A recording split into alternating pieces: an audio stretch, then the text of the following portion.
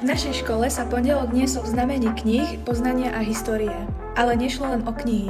Tento rok sme si ho spojili so spomienkou na človeka, vďaka ktorému dnes hovoríme po slovensky, Ľudovita Štúra.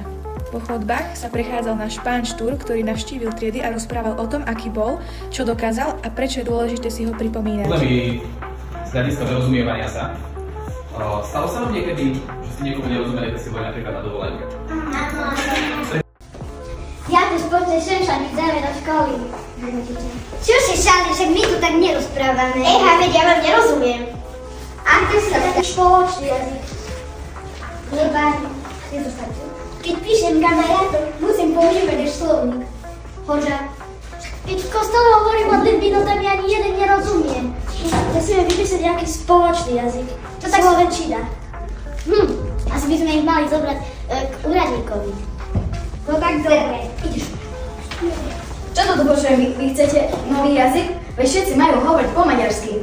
Nie, my chceme slovenský jazyk.